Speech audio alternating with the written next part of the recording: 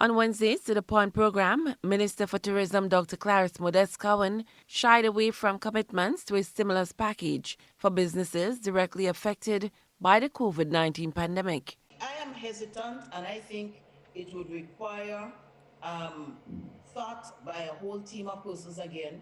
I am hesitant to say, yes, let us look at a stimulus package because I know the commitments and the loss of revenues that this government has incurred. And so I think that one is of a higher grade than me. But in terms of the need, there is a need. There is a And need. if government do it at all, I would absolutely support it because we cannot let these businesses go too far down because they may not be able to recover. Her statement falls in line with that of Prime Minister Dr. Keith Mitchell's harsh stance in 2020. I expect to hear the business community speaking. Because if we have major infection here, business is going to be affected again. We'd have to lock down. I expect to hear the voices of the trade union leadership. I expect that. Because if we have infection, we have to lock down. There's no such stimulus package again for workers, There's no such. In fact, even what we promised, we may not be able to deliver because of the financial situation we're facing. The tourism minister expressed remorse for the people unemployed as a result of COVID-19, saying the situation is a nightmare for everyone in the tourism industry. I think this is the saddest part where livelihoods have been so badly affected that some people really have absolutely no revenues, and we have to wonder how they live. And the stimulus package and the support that government provided, while it did stop a gap for the moment, it's not sustainable. It cannot go on forever. And of course, persons are in need of income. So I want to take just a moment just to empathize with all of those people who have commitments, because commitments doesn't stop. If you lose your job, they don't stop, and cannot meet them. And I know them, some of them are going to the banks, doing whatever.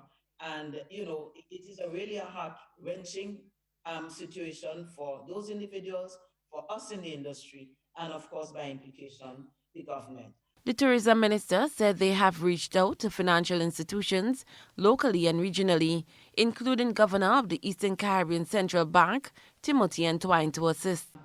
What he was saying is that a number of measures can be taken. For example, persons who have loans, the banks, the local banks, and also the ECCB and maybe CDB, Caribbean Development Bank, could look at a moratorium for those people, and also a very, very low concessional loan with also a moratorium for a period of time when they do not have to pay it back, that ECCB could lend to funding agencies here in Grenada, that they can unlend to others at a much reduced rate. Minister Cowan said one of the bright spots government is looking at is the benefits that can come from the repurchase of WRB shares in Grenlec. One of the deterrents, the factor in setback in some of the hotels has been over the years the cost of electricity. I really hope, I expect that, and we have discussed it at cabinet level, that with the new ownership and perhaps more appropriate management, we can look at reduction in cost of, so that some of these facilities incur the accommodation sector. I want to throw in SGU here, which contributes significantly to our economy.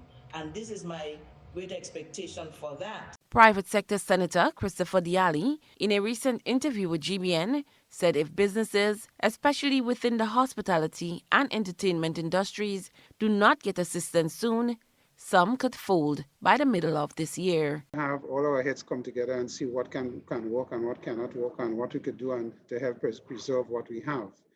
And this is about protecting livelihoods as much as protecting lives. So it's a matter of seeing how we can get the right balance with the assistance of government. So it's not that all of us have the answers. It is about all of us coming together and seeing how we could come to some sort of place where we could come up with some level of solutions to the issues that we face. Cherry and Blackman Stephen, GBN News.